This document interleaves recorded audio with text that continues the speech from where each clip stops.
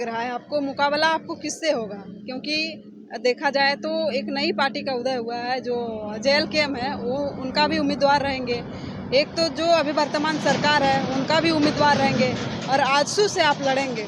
कितना अपने आप को मजबूत आप पा रहे हैं क्षेत्र में? अच्छा, ईचागढ़ विधानसभा में एक विस्थापित का जो मामला है, ये इसको लेकर सभी कोई राजनीति करते हैं। इस बार आपका इसके अलावा और क्या मुद्दा होगा जो बहुत ही महत्वपूर्ण होगा?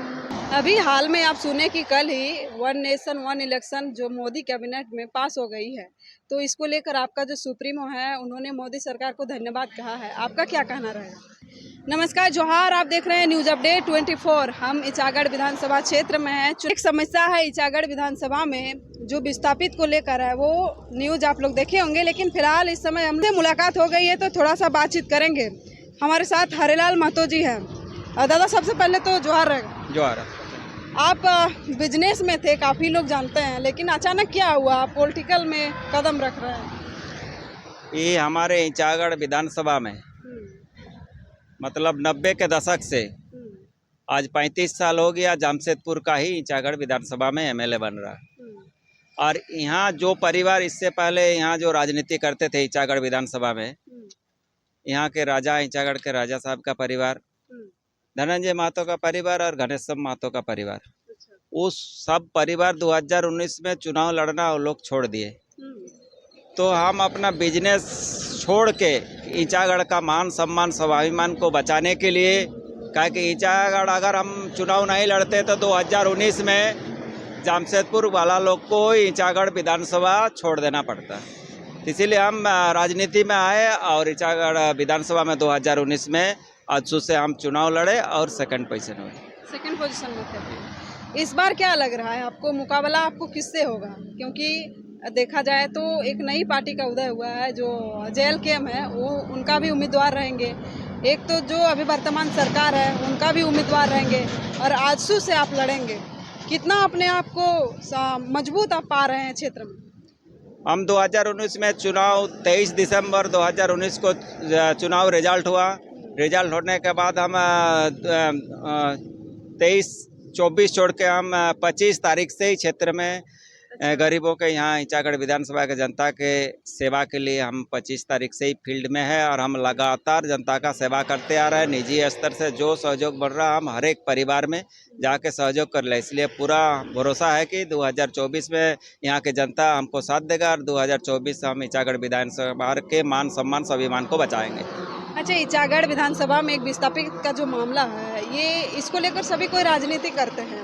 इस बार आपका इसके अलावा और क्या मुद्दा होगा जो बहुत ही महत्वपूर्ण होगा? यहाँ का सबसे महत्वपूर्ण मुद्दा है कि यहाँ हमारे चांडिल अनुमंडल में, यहाँ ईचागढ़ विधानसभा में एक ही चांडिल का डिग्री कॉलेज है जो 40 साल पहले बना था, और न यहाँ महिला विश्वविद्यालय भी नहीं है। जबकि सरकार ने चुनावी वादे में भी लोग किए थे अपना कि हम अगर यहाँ से हमारे पार्टी जीतते या हेमंत सोरेन जी ने भी भाषण दिए थे कि हम अगर जीतते, मेरा सरकार बनती है तो हम महिला विश्वविद्यालय करेंगे। लेकिन यहाँ वर्तमान में अभी महिला विधायक भी है, लेकिन अभी तक ले 5 साल देखिए होने पूरा होने जा रहा, लेकिन अभी तक महिला विश्वविद्यालय नहीं हुआ। तो ये विद्यालय, आप विश्वविद्यालय जो आपका दूसरा रहेगा, पहला विस्थापित रहेगा, दूसरा रहेगा विश्वविद्यालय।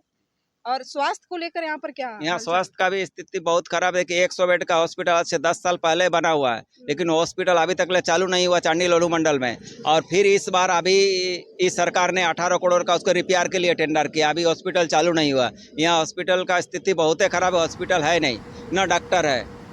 यहाँ सिंचाई का भी बहुत बड़ा समस्या है। देखिए चांडिल डैम है, 35 किलोमीटर पानी है चांडिल डैम में, लेकिन चांडिल डैम में लिफ्ट इरिगेशन के लंबा एरिया, लंबाई में 35 किलोमीटर है, लेकिन वो 35 किलोमीटर में पानी रहने के बावजूद भी पूरा ईचागढ़ विधानसभा में कहीं लिफ्ट इरिगेशन से सिंचाई नहीं होता है। तो यहाँ से पूरा ईचागढ़ विधानसभा एक किसान ही है, इसीलिए सब खेती करते हैं, तो इसीलिए यहाँ सिंचाई का सुविधा होना भी बहुत ज़रूरी है। अभी हाल में आप सुने कि कल ही वन नेशन वन इलेक्शन जो मोदी कैबिनेट में पास हो गई है, तो इसको लेकर आपका जो सुप्रीमो है उन्होंने मोदी सरकार को धन्यवाद कहा है। आपका क्या कहना रहेगा? ये वन नेशन वन इलेक्शन बहुत ही अच्छा ही है कि एक साथ में चुनाव होगा, सरकार का बजट भी बचेगा और ये बहुत ही सराहनीय, समय भी बचेगा और फंड भी बचेगा। जो फंड से हम लोग यहाँ झारखंड का विकास कर सकते हैं। इसीलिए ये सेंट्रल गवर्नमेंट का जो मोदी साहब का प्रोजेक्ट है ये जो ला रहे हैं बहुत ही बढ़िया है। बहुत बढ़िया। और अभी जो विस्थापित लोग का गांव में पानी घुस गया था, हमने देखा वीडियो में कि आप हेल्प कर रहे थे लोगों को, जितना भी सहायता हो। अभी तक कितने लोगों के पास आप पहुंचे हैं?